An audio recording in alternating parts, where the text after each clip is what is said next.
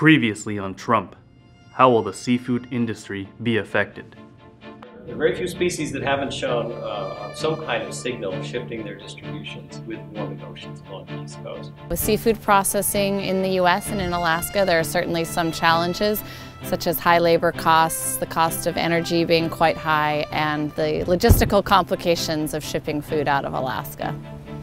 I'm very concerned about climate change and ocean acidification. Those are very big deals. There's an enormous amount of misunderstanding. The abundance of fish stocks in the United States is increasing. It's not decreasing. So NOAA Fisheries has been trying to advance understanding of climate impacts on fish stocks and fisheries. The science is good enough that we can provide both near-term forecasts, but we think better projections of what we think is coming, so that the seafood industry and fishery managers can plan ahead and help reduce impacts both to the fish stocks but also the fisheries.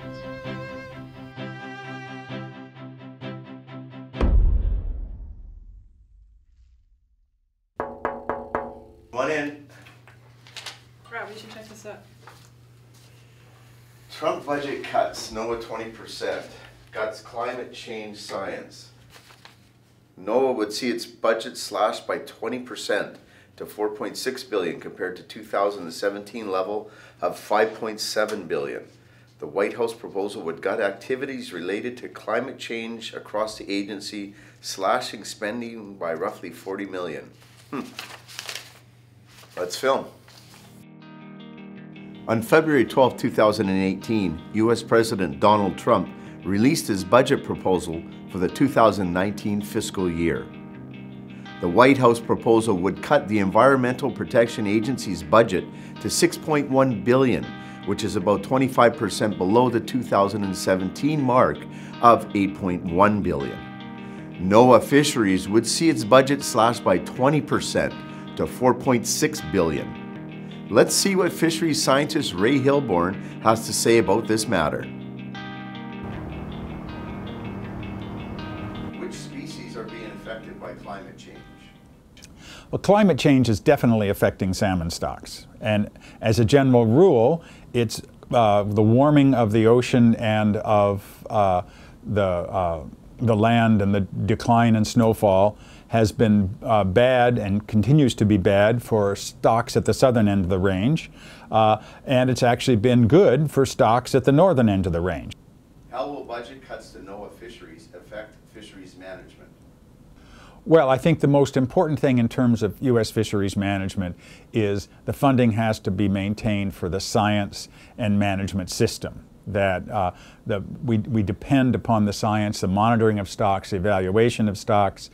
So it's not going to have immediate impacts on the management of American fisheries, but it will definitely reduce the ability of us to understand and monitor changes that are happening.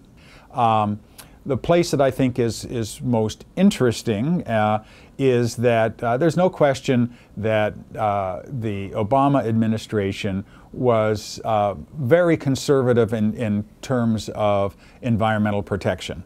And the U.S. has, over the last, over the last, say, 20 or 30 years, been increasingly cautious in its management of marine fisheries.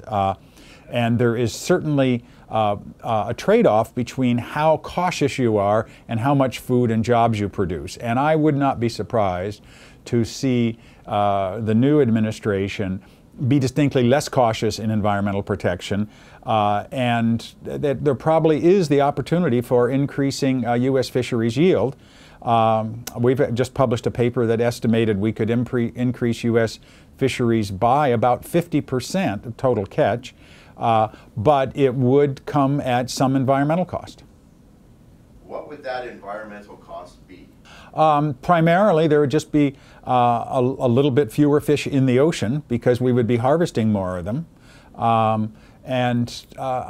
Again, depending on the exact fishery, I wouldn't be surprised to see the administration slacken concerns about depletion of marine mammals. I mean, they're legally protected under the Marine Mammal Protection Act, but in many cases, the actual regulations are quite a bit more cautious than that.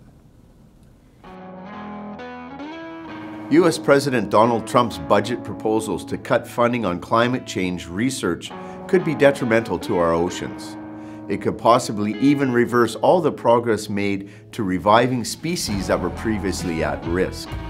As Ray Hilborn stated, the abundance of fish stocks in the United States is increasing, not decreasing. In my opinion, this sounds like fisheries management organizations like NOAA Fisheries, the Alaskan Department of Fish and Game, the Marine Stewardship Council, and many others have been doing a tremendous job monitoring, forecasting, and protecting our oceans. In recent years, I can't seem to recall a time when Alaskan harvest projections differed vastly from actual harvest data. The downstream effect of climate change research impacts the entire industry, from fishermen to processors, distributors to retailers, and ultimately to consumers. We all benefit down the chain, and it starts with the great work done with climate change research. Keep following our Trump series along as we uncover more effects the Trump administration will have throughout the seafood industry. If you see links below, click on them to get notified when the next episode comes out. If you don't see any links, go to tradexfoods.com/Trump and sign up to get notified there.